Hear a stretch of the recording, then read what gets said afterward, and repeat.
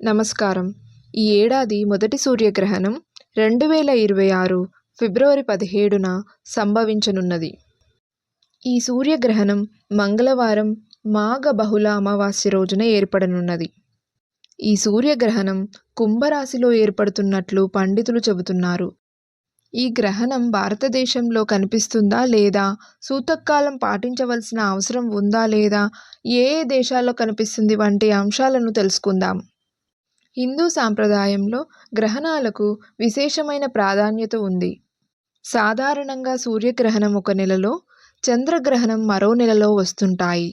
అయితే హిందూ శాస్త్రాల ప్రకారం ఈ సూర్య, చంద్రగ్రహణాలను అశుభకరంగా పరిగణిస్తారు.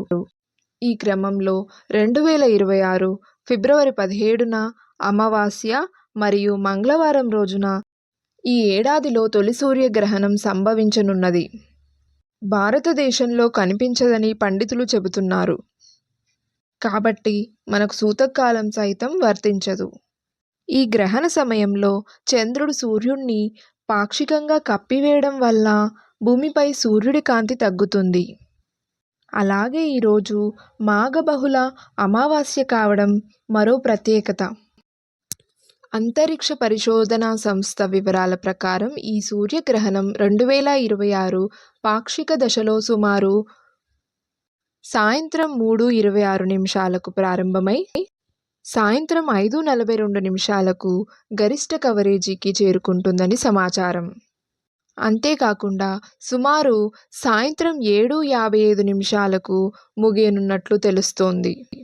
అయితే ఫిబ్రవరి 17వ తేదీన ఏర్పడే ఈ సూర్యగ్రహణం భారతదేశంలో కనిపించదట. ఈ సూర్యగ్రహణం 2026 పశ్చిమ ఆసియా, నైరుతి యూరప్, ఆస్ట్రేలియాలోని కొన్ని ప్రాంతాలు, ఆఫ్రికాలోని దక్షిణ దేశాలు, ఉత్తర అమెరికా, దక్షిణ అమెరికా, హిందూ మహాసముద్ర తీర ప్రాంతాల్లో, అట్లాంటిక్ ధృవ ప్రాంతాల్లో కనిపిస్తుంది. సూర్యగ్రహణం అంటేనే సాధారణంగా అమావాస్య రోజు ఏర్పడుతుంది. కానీ ఈ ఏడాదిలో ఏర్పడే తొలి సూర్యగ్రహణం అమావాస్యతో పాటు మంగళవారం కూడా కలిసి వస్తుంది. దీనిని కంకణాకార సూర్యగ్రహణంగా పరిగణిస్తారు. ఈ సూర్యగ్రహణం ఆకాశంలో సూర్యుడి చుట్టూ ఇది మండుతున్న వలయంలా కనిపిస్తుంది. దీనిని రింగ్ ఆఫ్ ఫైర్ అని కూడా అంటారని నిపుణులు చెబుతున్నారు. గ్రహణం వేళ పాటించవలసిన నియమాలు.